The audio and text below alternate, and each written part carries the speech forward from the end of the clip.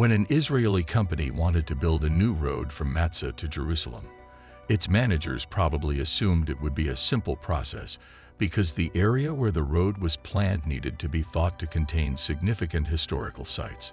However, a survey of the land revealed something remarkable just inches below the surface. A 9,000-year-old city in Israel that rewrites human history.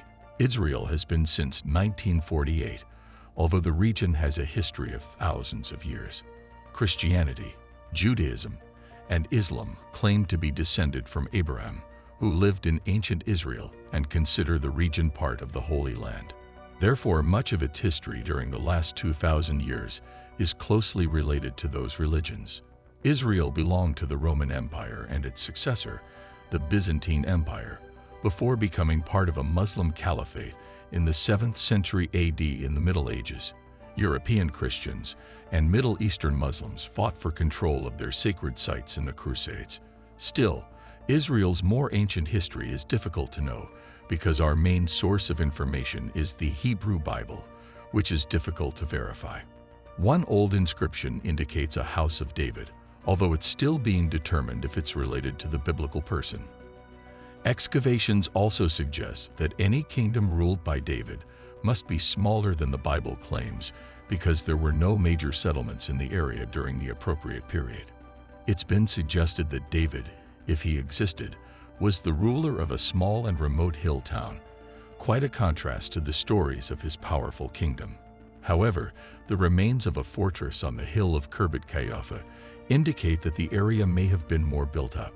Jerusalem's history has been traced back via the Ottomans, Byzantines, and Romans to the independent kingdom of Judea.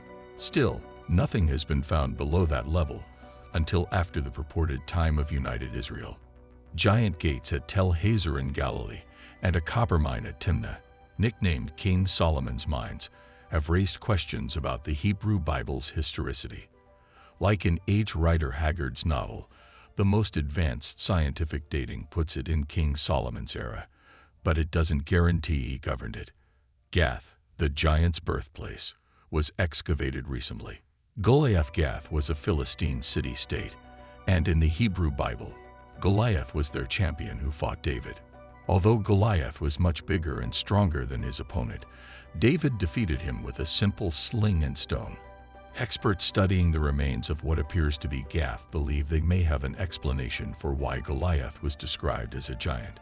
The digs indicate a huge Iron Age town beneath more contemporary ruins already examined.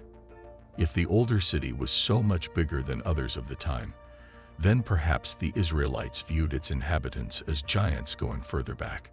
Still, it becomes even more difficult to know about Israel's history because some of the oldest humans in Israel predate the Neolithic period and come from the Paleolithic or Old Stone Age. British archaeologist Dorothy Garrett uncovered them in caves at Mount Carmel between 1929 and 1934.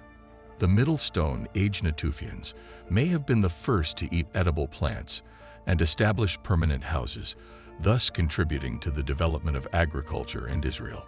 This society also lived in Lebanon, Jordan, and Syria, but let's return to modern-day Israel and examine the Netivei Israel Company that had been constructing a new highway as part of the Route 16 project to build a road from Motza to the western side of Jerusalem.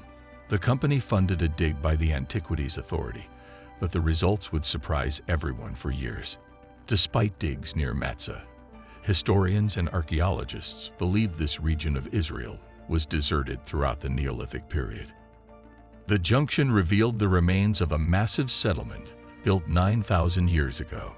Jacob Vardy, the site's co-director of excavations, told journalists that the site was a game changer and that the city would have been a metropolis due to its size and population, making it the ancient equivalent of Tel Aviv or Jerusalem. The builders must have planned the city's half-kilometer span. Alleyways connect huge structures with public utilities, living spaces, and ceremonial locations, suggesting the city once housed up to 3,000 people. The city is filled with old jewelry, sculptures, tools, seeds, and other artifacts, including a Bronze Age spearhead and flint tools. Arrowhead stone bracelets and obsidian beads from Anatolia suggest trade with other civilizations. Stone figures from ceremonial burials are found in several city tombs. One 4,000-year-old tomb contained two warriors buried with a spear and dagger, and a donkey buried in front of the tomb, perhaps to accompany them to the afterlife. The value of this excavation is immeasurable, as there may never have been a dig of this size of a site this age in the Middle East before. Archaeologists believe that simply having this much evidence to analyze will lead to huge progress in our understanding of the period, and there is a lot to preserve as well as the city. Storage sheds full of lentil seeds and other legacies show that the ancient residents practiced intensive agriculture. The Neolithic period, the last part of the Stone Age, is known for its stone tools. The Fertile Crescent, ideal for farming, was the first place to experience the Neolithic agricultural revolution. The Natufians, who lived through the transition from hunter-gathering to settled living, were the first Middle Eastern settled communities. Neolithic communities have also been identified in Turkey and Syria. The period ended when developments in metalwork led to the Bronze Age. However, archaeologists have unearthed various storage buildings and grain silos from multiple historical periods at the site known as Telephone Motza. In 2012, road construction revealed an ancient temple. The move from hunter-gathering to established existence also transformed how ancient people worshipped, leading to elaborate religious rites, statues, and other ornamentation. Motza was built around 2750 years ago during the Kingdom of Judah. Figurines and pottery, including chalices and bowls used in religious ceremonies, have been found at Telephone Motza. Experts believe that because it faced east, the rising sun could flow into the building and illuminate the sacred objects, a common feature in ancient temples in this part of the world. There was also a courtyard at the center of the temple featuring an ark.